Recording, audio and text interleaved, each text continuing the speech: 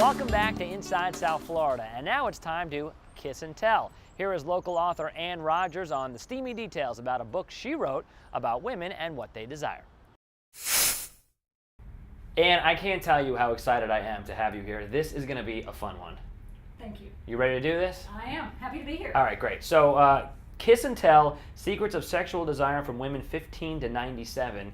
Why write this book? Did you wake up one day and say, I need to know the answers? No, I got a call from a woman who had spoken with her local gynecologist, and she had been advised that a toothbrush might be a good way to help her out as she aged and was having a little bit of difficulty achieving orgasm. And I was so surprised by this information that I thought, I've got to talk to this woman, and that's what actually led me to write this book. Good oral hygiene is what led you to write this book. Yes, you can do whatever you want with that comment. All right, so you wrote it, but it was quite the process. Yes, we ended up spending 2.5 years. I actually wrote for 2 years, and then the research took another 1.5 years.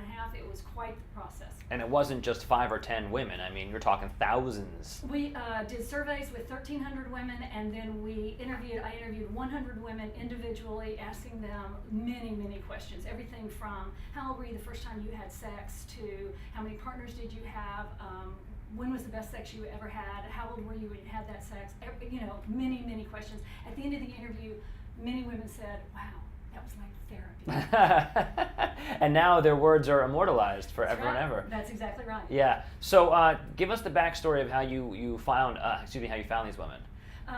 They were Dr. Wellahan's patients. All of them were South Florida women. They would come in for their annual exam with Dr. Wellahan, and they would fill out the survey. It was a 6-question survey, and once we had 1,300 surveys, we went through them and picked out between 5 and 10 women in each decade to sort of represent for that decade. And we tried to get a cross-section of women within each decade, women who were married or single, or who liked sex or who didn't like sex, who had kids, who didn't have kids, married, single, lesbian, straight, and we interviewed those women for each decade. Yeah. Did everyone get the same questions? Pretty much. Yeah. Everybody got the same questions from me. I got a little bit better at interviewing as I went along, and I expanded those questions, so the interviews got longer. Yeah. Right. If I possibly could. Did you find? I mean, I'm sure you heard some stuff that like your jaw hit the floor. Yes, but as an interviewer, you get really good at not going. Right. Right. You just Right. go, oh, tell me more. Yeah. Tell me more. And I know that many of the things that you heard, we certainly can't share on this show. I get that. Is there anything that we can share that, just like a takeaway that surprised you? Oh, I was surprised over and over again. But what amazed me is how individual the stories were, but how wonderful it was that there were so many trends that were that bind us all together. That we are all normal. That's what I loved, is that there were so many things that were similar about everybody's sex lives, and that you could hear in their stories the threads of what make us all alike. As I get ready to embark upon reading this, how do men come off in this book? Do we get bashed? Do we do okay? Does it depend? A little bit of both. Yes, there's a little bit of bashing, but so many women love their men and love men and want to have great sex. They are eager for good partners, and they are eager to share with their partners, but everybody's insecure, and so it's difficult to talk to your partner about sex. It's difficult to open up and be as vulnerable as you need to be in bed. It's tricky for everybody. There's a chapter in there called Cheat Sheet for Guys, and it condenses everything down that I learned about sex and that the women told me about sex.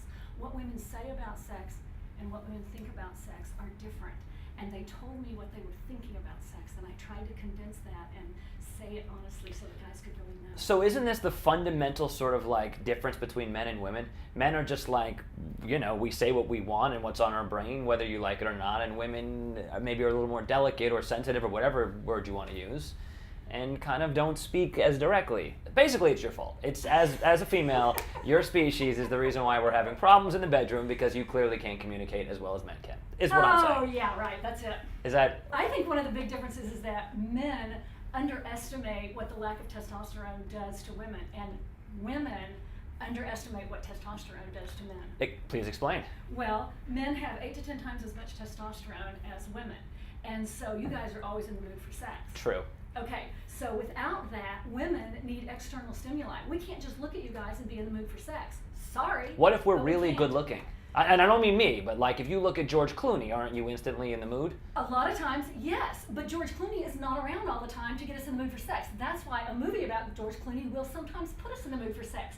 So show us George Clooney, sit through the chick flick with us, and then maybe we'll be in the mood for sex. That's a difficult one for guys, because what you're essentially telling us is we're not good looking enough to get you in the mood. However, we need to allow you to look at better looking men than us.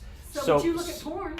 I mean, I don't ever. What is that? I'm not sure. I'm not sure what you mean by that. Maybe some guys do. All right. So you have some great advice for couples who've been in a relationship for a long time, and some of these are brilliant. What do you got?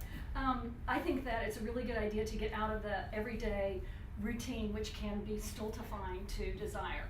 Even a short vacation can really help. You don't have to take a long week-long vacation. Just a weekend or an overnight getting out of the routine is very helpful. It gets you away from the to-do list, and it gives you a brand new venue to help you reconnect with your partner. That's a really good thing. Also, just setting the mood just a little bit.